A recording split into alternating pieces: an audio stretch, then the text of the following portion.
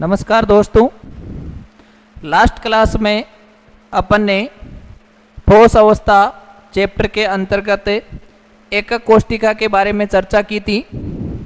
तो अपन ने बात की थी कि एकक कोष्ठिका कितने प्रकार की होती है। तो अपन ने बात की थी लास्ट क्लास में कि एकक कोष्ठिका है वो दो प्रकार की होती है। एक बार रिवीजन करते हैं ताकि इस क्लास में वो पिछली वाली क्लास का सारा मैटर जो है वापस काम में आएगा। तो रिवीजन करके अपन जो है आगे बढ़ेंगे। तो अपन ने बात की थी कि एकक कोष्ठिका दो प्रकार की होती है, पहली सरल एकक कोष्ठिका और दूसरी केंद्रित एकक कोष्ठिका।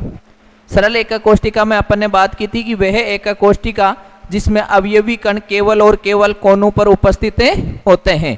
इसका मतलब ये हुआ कि अवयवी कण केवल और केवल कोनों पर ही उपस्थित होंगे, उसके अलावा कहीं भी अवयवी कण उपस्थित नहीं होंगे। और ये जरूरी भी है कि किसी भी एकक कोष्ठिका के निर्माण में अवयवी कणों का कोनों पर होना अति आवश्यक है।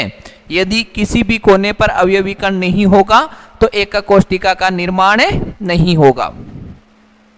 अब अपन बात कर रहे हैं केंद्रित एकक कोष्ठिका की। तो केंद्रित एकक कोष्ठिका किसे कहते हैं? तो अपन ने बात की थी कि वह एकक कोष्ठिका जिसमें अवयवी कण कोनों के अलावा एकक कोष्ठिका के किसी अन्य भाग पर भी उपस्थित होते हैं, उसे केंद्रित एकक कोष्ठिका कहते हैं।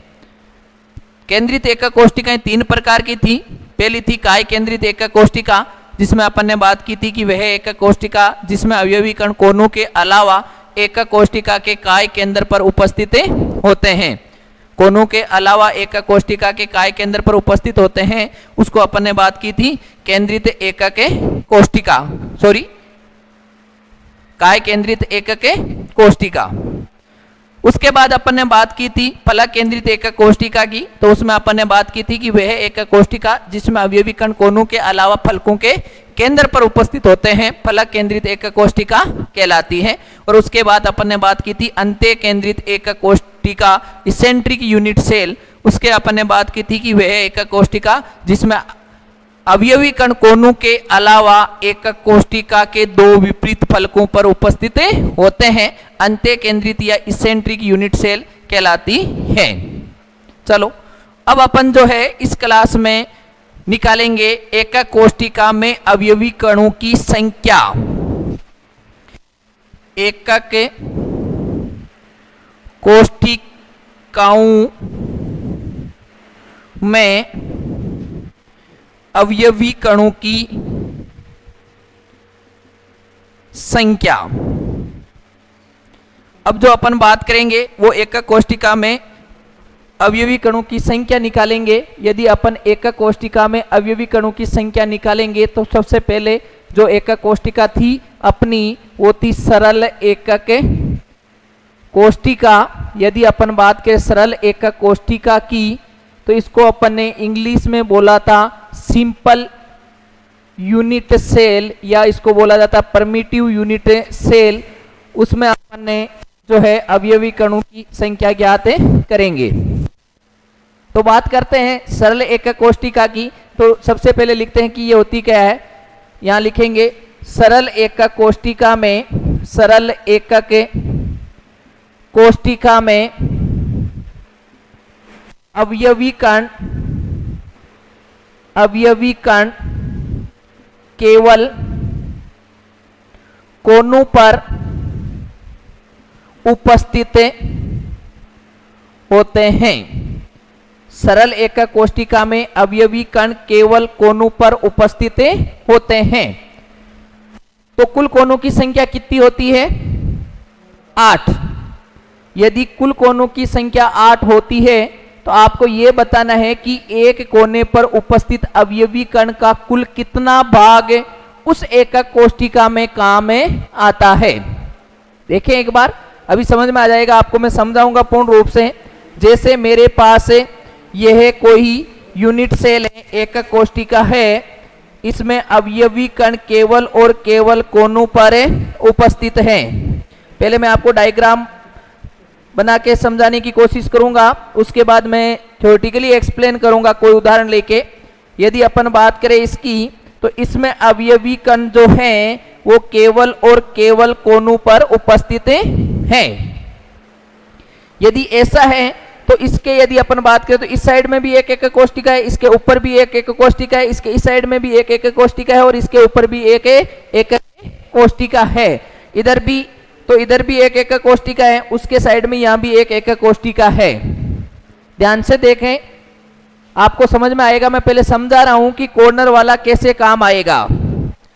आप लोग जो है इधर देखें, मैं आपको समझा रहा हूं कि कैसे कॉर्नर वाला परमाणु है वो इस एक कोष्टिका का भाग होगा, आपको समझ में आएगा। इधर देखें, मैंने एक है ये यूनिट सेल, एक एक कोष्टिका एक डस्टर को माना है। इससे मैं आपको एक्सप्लेन करूंगा कि कैसे अवयवी कणों की संख्या ज्ञात की जाती है। ये मैंने एक डस्टर लिया, इस डस्टर के ऊपर एक एक कोष्टिका है, इसके ऊपर दूसरी एक कोष्टिका है, सभी को दिखाई दी। अब त्रिविम में पुनरावर्तित है तो इसके साइड में यहां पे भी एक एक कोष्टिका होगी, दिख रही है सभी को। ये जो कॉर्नर है, देखें इस बीच वाले कॉर्नर को देखें आप, यदि आप इस बीच वाले कॉर्नर को देख रहे हैं तो ये कॉर्नर एक तो इस रूम के बनाने में काम आ रहा है, इस एक कोष्टिका को बनाने के काम आ रहा है। सभी देखें इस नीचे वाला जिसपे एम लिखा हुआ है, सभी को दिखाई दे रहा होगा, इस पे एम लिखा हुआ है। इसके इधर कॉर्नर की मैं बात कर रहा हूं, ये जो कॉर्नर है इस कॉर्नर की बात कर रहा हूं। इस कॉर्नर एक इस रूम को बनाने के काम आ रहा है, इस रूम में भी काम आ रहा है, यही कॉर्नर इस रूम के बनाने में काम आ रहा है। ऐसे ही इस प्रकार से यहां पे भी इसके ऊपर रूम होगा। क्या ये कॉर्नर जो है वो इस रूम को बनाने में काम आ रहा है या नहीं आ रहा? इस एक कोष्टिका को बनाने में ये कॉर्नर, एक ही कॉर्नर है, इस कॉर्नर पे ये चार जो है इससे जुड़े हुए हैं। इसी कॉर्नर से कितने हुए बेटा? इस कॉर्नर से अभी कितने जुड़े हुए हैं? चार। इधर देखे, मैंने इधर लिया, इधर भी तो यूनिट सेल है।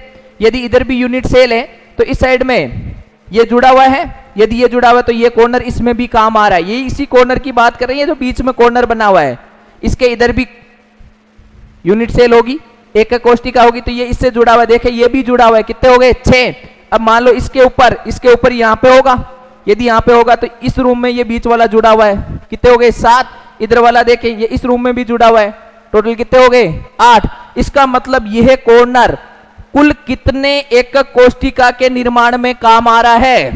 यह कॉर्नर कुल कितनी एक कोष्टिका को बनाने में काम आ रहा है? 8 में आ रहा है। तो मैं पूछूं कि इस कॉर्नर का कितना भाग इस एक कोष्टिका में काम आ रहा है? तो इसको अपन बात कर सकते हैं कि सर ये टोटल 8 एक कोष्टिका को निर्माण में काम आ रहा है, तो इसका मतलब इसमें इसका कितना भाग होगा बेटा? 1/8। समझ में आई बात? चलो दूसरा उदाहरण लेते हैं।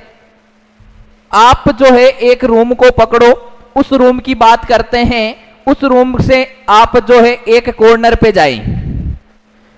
ऐसी बिल्डिंग जो मल्टी स्टेयर बिल्डिंग है जिसमें बहुमंजिली मंजिल है, बहुत ज्यादा ही मंजिल है, उस बिल्डिंग की बात करें, उस कॉर्नर को पकड़े आप।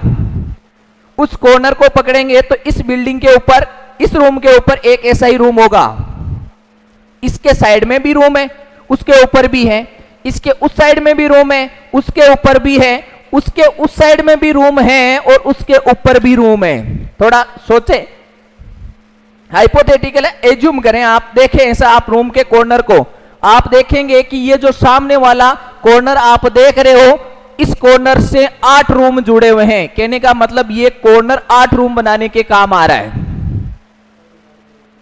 कितने रूम बनाने के काम आ रहा है? 8।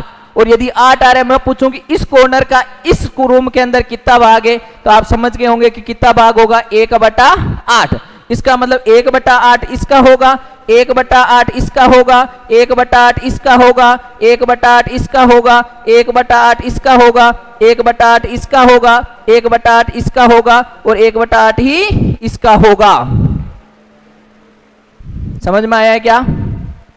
सरल एक कोष्टिका में अवयवी कण केवल कोनों पर उपस्थित होते हैं तथा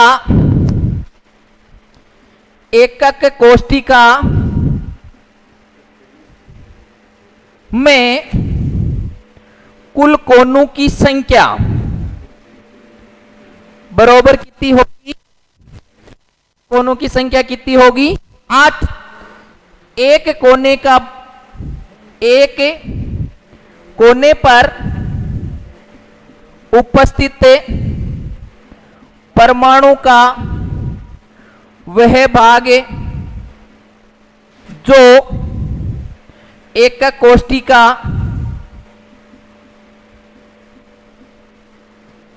कोष्ठिका के निर्माण में उपयोग किया जाता है। बरोबर कितना हो गया? 1/8। कुल 8 कोने हैं, कुल 8 कोने हैं और उसका कितना भाग है? 1/8 भाग। वापिस ध्यान से सुने, कुल कोनों की संख्या कितनी है? 8। और एक कोने पर उपस्थित परमाणु का जो भाग है वो कितना उपयोग आ रहा है, कितना काम में आ रहा है? 1/8। सबको जोड़े 1/8 1/8, क्योंकि सभी इसी में भाग आ रहे हैं, इसी में काम आ रहे हैं, सभी का भाग इसी में काम आ रहा है। यदि इसी में काम आ रहा है तो अपन बात कर रहे हैं एकक कोष्ठिका में कुल परमाणु की संख्या कैसे निकालेंगे? सभी गणित के स्टूडेंट या बायोलॉजी के, आपने सभी ने 10 तक गणित पढ़ी है, तो कैसे होगा? 1/8 इंटू 8 बरोबर 1 परमाणु। समझ में आया सभी को? यदि केवल कॉर्नर पर होगा तो उस कॉर्नर का कितना भाग काम आएगा? 1/8। कुल कॉर्नर कितने हैं? 8। यदि 1/8 इंटू 8 करें तो कुल परमाणु की संख्या कितनी आ गई? 1 परमाणु। अतः सरल एकक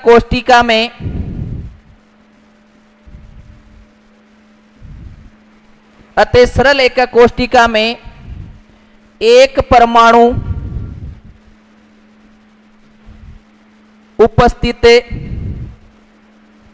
होता है या उपयोग आता है। समझ में आया क्या सभी को? चलो इसका स्क्रीनशॉट ले लो। ये जो अपन ने बात की है वो सरल एकक कोष्ठिका की बात की है। दूसरा अपन बात करेंगे काय केंद्र या अंत्य केंद्रित एकक कोष्ठिका। किसकी बात करेंगे? काय केंद्रित या काय केंद्रित या अंत्य केंद्रित एकक कोष्ठिका। काय केंद्रित या अंत्य केंद्रित एकक कोष्ठिका में अवयवी कण जो है कोनों के अलावा उसके काय केंद्र पर उपस्थित होता है। ये अपन ने लास्ट क्लास में बात की है। देखते हैं दूसरा, अंत्य केंद्रित या काय केंद्रित एकक कोष्ठिका, जिसको इंग्लिश में बोलते हैं बॉडी यूनिट सेल, रिप्रेजेंट किया जाता है BCC से। यदि अपन इसकी बात करें तो अपन बात कर सकते हैं काय केंद्रित एकक कोष्ठिका में अवयवी कण कोनों के अलावा काय केंद्र पर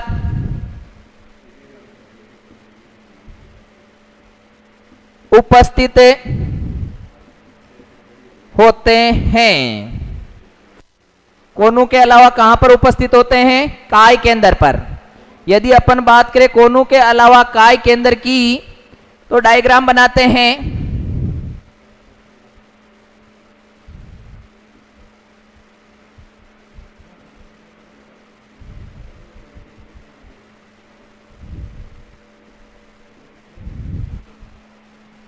रेड नंबर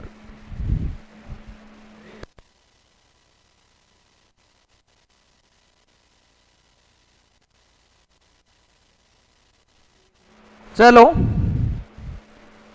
कोनों के अलावा कहां पर उपस्थित होते हैं? काय केंद्र पर।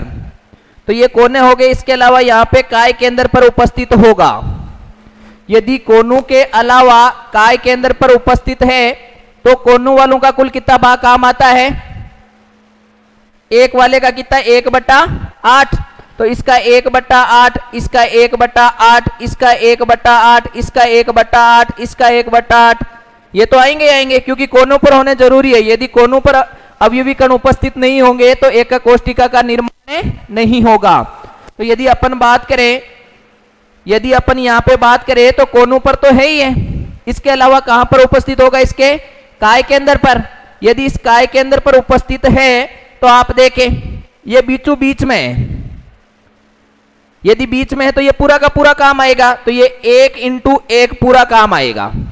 देखें आप, यदि इस कमरे में 8 कोने हैं, प्रत्येक कोने पर एक उपस्थित है, उसका 1/8 काम आ रहा है, और एक इस कमरे के बीचों बीच में उपस्थित है। यदि इस कोने के बीचों बीच में उपस्थित है तो आपको पता है कि उसको तो कोई दूसरा कमरा तो शेयर कर ही नहीं रहा, इसके बीच में ऊपर वाले के कैसे काम आएगा? आ ही नहीं सकता। और यदि नहीं आ सकता तो वो पूरा का पूरा काम है आएगा, और यदि पूरा का पूरा काम आएगा तो उसका अपन बात कर रहे हैं 1 × 1। तो देखें अपन इसको लिखते हैं, कोनों पर उपस्थित अवयवी कणों का भाग, कणों का भाग जो एकक कोष्टिका में उपयोग लिया जाता है, कितना है? बराबर में है 1/8 × 8 बरोबर 1 परमाणु। अभी अपन ने सरल एकक कोष्टिका में बात की थी। अब किसकी बात करें? काय केंद्र वाले की। लिखते हैं, काय केंद्र पर उपस्थित अवयवी कण का भाग जो एकक कोष्टिका में उपयोग लिया जाता है, बरोबर हो जाएगा 1 × 1 बरोबर 1 परमाणु। समझ में आया सभी को? अरे कोनों वालों का कितना भाग काम आ रहा है? 1/8, और कुल कोने कितने हैं? 8। तो 1/8 × 8 कितने परमाणु हो गए? 1 परमाणु। काय केंद्र पर उपस्थित पूरा का पूरा काम आ रहा है, तो काय केंद्र पर उपस्थित अवयवी कणों का भाग जो एक एकक कोष्टिका में उपयोग लिया जा रहा है 1 × 1 बरोबर कितने हो गए? 1 परमाणु। इसलिए काय केंद्रित एकक कोष्टिका में कुल परमाणु की संख्या बरोबर हो जाएगी 1 + 1 बरोबर 2 परमाणु। अतः काय केंद्रित एकक कोष्टिका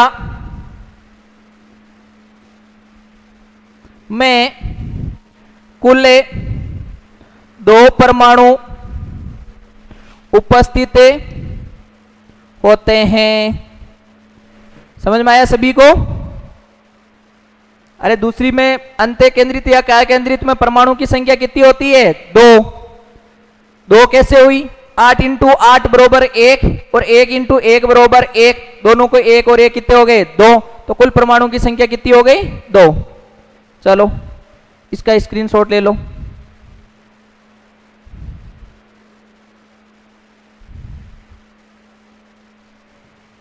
नेक्स्ट है अपने पास तीसरी एकक कोष्टिका।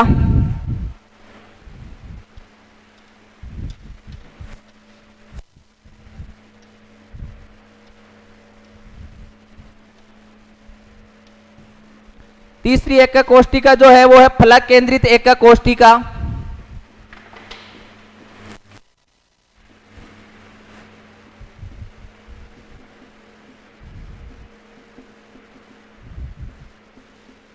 फेस सेंटर्ड यूनिट सेल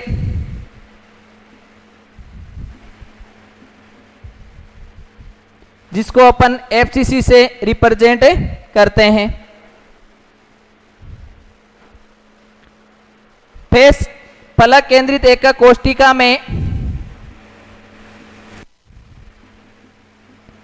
एकक कोष्टिका अवयवी कण कोनों के अलावा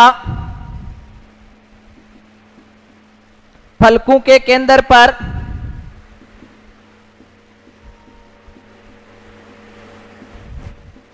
उपस्थित होते हैं। ये अपने बात कर रखी है, आप सभी को पता है। डायग्राम बनाते हैं।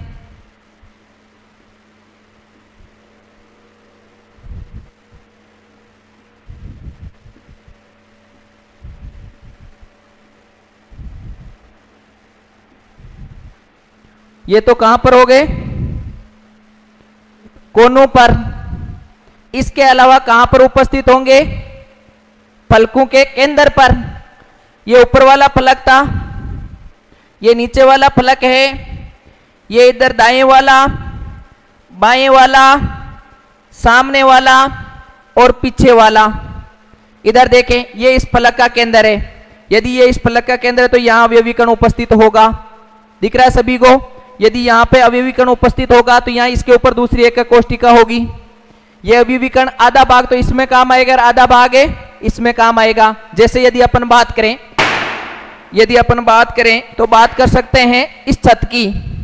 यदि इस छत की बात करें तो ये छत है, इस रूम की तो छत है और ऊपर वाले रूम की फर्श है। इसका मतलब ये छत आधी तो इस रूम में काम आ रही है और आधी ऊपर वाले में। इसका मतलब आधा भाग तो नीचे वाले में, आधा वाला ऊपर वाले में। ऐसा इधर वाली दीवार की बात करें तो ये दीवार आधी तो इस रूम में काम आ रही है, क्योंकि इन दोनों रूम के बीच में दोनों ये जो दीवार है इस दोनों रूम का निर्माण कर रही है।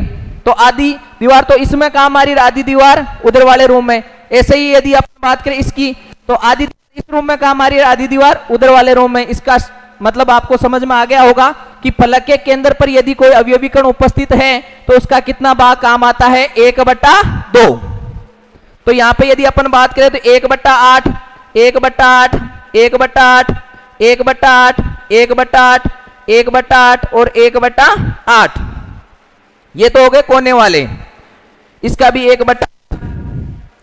अभी इनके फलकों के केंद्र वाले की बात करें तो ये 1/2, ये भी 1/2, ये भी 1/2, ये भी 1/2, ये भी 1/2 और ये भी 1/2।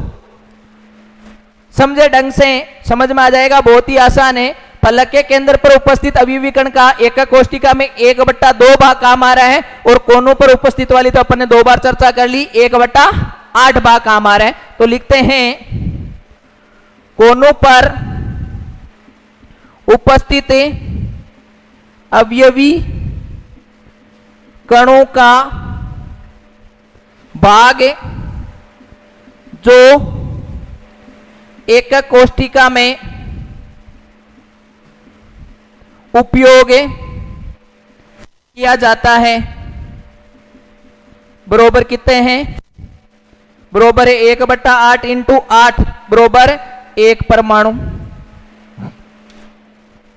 फलकों के केंद्र वालों की बात करते हैं। फलकों के केंद्र पर उपस्थित अवयवी कणों का भाग जो एकक कोष्टिका में पूरा लिख लेते हैं उपयोग किया जाता है बरोबर होगा 1/2 इंटू 6 बरोबर कितने हो जाएंगे? 1/2 इंटू ये कितनी बार जाएगा? 3। तो ये कितने परमाणु हो गए? 3 परमाणु। समझ में आ गया होगा? ये 1/2 1/2 सभी को जोड़ेंगे तो कुल कितना हो जाएगा? 3 परमाणु। तो बात करते हैं, इसलिए फलक के केंद्रित एकक कोष्टिका में कुल अवयवी कणों की संख्या बरोबर 1+3 बरोबर 4 परमाणु। समझ में आया सभी को? ये आपके आगे काम आएगा, पूरे चैप्टर में यही चलता रहेगा। मैंने इसीलिए बोला था एकक कोष्टिका इंपॉर्टेंट है। यदि इंपॉर्टेंट है तो ये आगे से चलता रहेगा। फलक केंद्रित एकक कोष्टिका के बारे में अपन बात कर रहे हैं। फलक केंद्रित एकक कोष्टिका में अभिविकर्ण कोनों के अलावा फलकों के केंद्र पर उपस्थित होते हैं। और यदि कोनों पर उपस्थित कणों का भाग की बात करें तो 1/8 × 8 एक परमाणु हो जाएगा, और फलकों के केंद्र पर 1/2 × 6 बराबर कितने परमाणु हो जाएंगे? 3 परमाणु। चौथी अपने पास कौन सी बची है? अंत्य केंद्रित एकक कोष्टिका। अंत्य केंद्रित एकक कोष्टिका, यदि अपन बात करें अंत्य केंद्रित एकक कोष्टिका की, तो अंत्य केंद्रित एकक कोष्टिका में इसेंट्रिक यूनिट सेल में अवयवी कण कोनों के अलावा दो विपरीत फलकों पर उपस्थित होते हैं। यदि अपन बात करें अंत्य केंद्रित एकक कोष्टिका, जिसको EC से रिप्रेजेंट किया जाता है, इसेंट्रिक यूनिट सेल, या इसको बोलते हैं एंड सेंटर्ड यूनिट सेल। इसमें यदि अपन बात करें तो अंत्य केंद्रित एकक कोष्टिका में अवयवी कण कोनों के अलावा दो विपरीत फलकों पर उपस्थित होते हैं। बहुत ही आसान है ये, क्योंकि अपन ने फलक केंद्रित पढ़ ली तो ये अपना आप समझ में आ जाएगी। यदि कोने वाले तो होंगे, दो विपरीत फलकों वालों को और जोड़ने, तो अपन यदि बात करें तो इसमें अवयवी कण 8 कोने हैं, उन पे तो उपस्थित होंगे ही होंगे। तो इसका भाग कितना होगा? 1/8। इसका कितना भाग होगा? 1/8। इसका कितना भाग होगा? 1/8। इसका कितना भाग होगा? 1/8। इसका कितना भाग होगा? 1/8। इसका कितना भाग होगा? 1/8। इसका कितना भाग होगा? 1/8। और इसका कितना भाग होगा? 1/8। अब दो विपरीत फलकों की बात करते हैं, तो एक ऊपर वाले फलक पर ले लेते हैं और एक नीचे वाले, दो विपरीत पे हो गया। इसका कितना भाग होगा? अभी अपन ने बात की थी 1/2, और इसका भी कितना भाग है? 1/2। समझ में आया क्या? यदि अपन बात करें तो वही बात होगी, उपस्थित अवयवी कणों आगे एकक कोष्टिका में उपयोग किया जाता है, बरोबर कितना होगा? 1/8 × 8 बरोबर 1 परमाणु। ये तो रट गया होगा, चौथा कर रहे हैं अपन। अब बात करते हैं फलकों के केंद्र पर दो विपरीत फलकों पर उपस्थित अवयवी कणों का भाग जो एकक कोष्टिका में उपयोग किया जाता है, बरोबर होगा 1/2 × 2। इस बार 2 क्यों लिए बेटा? क्योंकि दो ही फलकों पर है। पिछली बार 6 लिए थे, क्योंकि 6 फलक थे। इस बार कितने फलक है? 2। तो 1 का कितना भाग आ रहा है? 1/2। तो 2 का कितना होगा? 1/2 × 2 बरोबर 1 परमाणु। इसलिए अंत्य केंद्रित कोष्टिका में कुल अवयवी कणों की संख्या बरोबर हो जाएगी 1 + 1 बरोबर, सॉरी 1 + 1 बरोबर कितने हो जाएंगे? 2 परमाणु।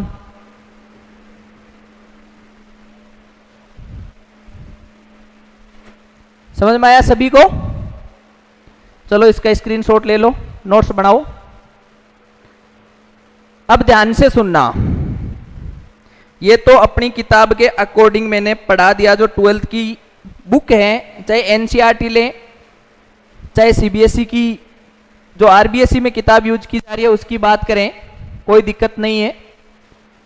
लेकिन अब अपन नीट वगैरह की बात करते हैं। नीट आईआईटी में किस प्रकार से क्वेश्चन पूछा जा सकता है, कुछ मैं बातें करूंगा, वो अपन आगे क्वेश्चन सॉल्व करेंगे तो आपको समझ में आएगी।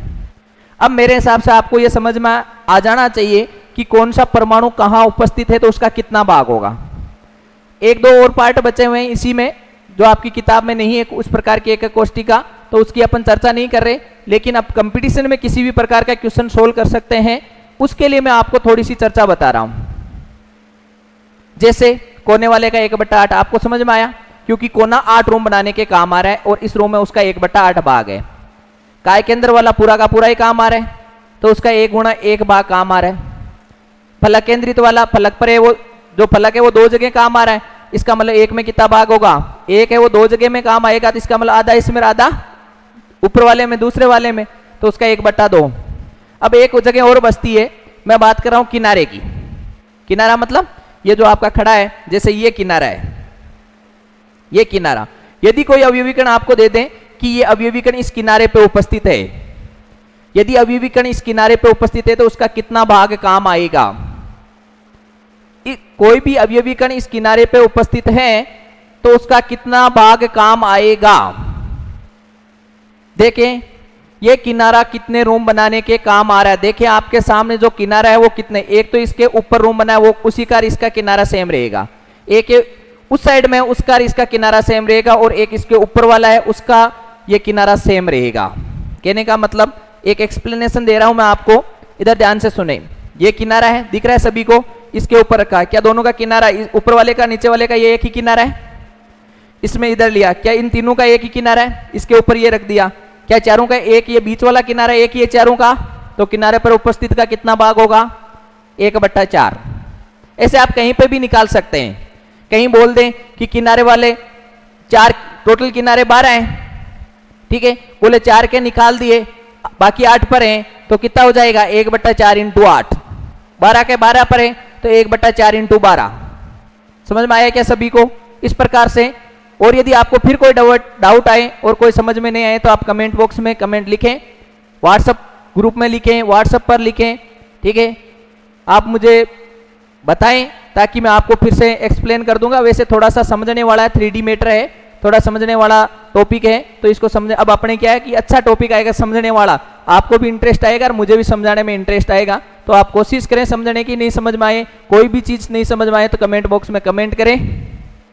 धन्यवाद, ऑल द बेस्ट।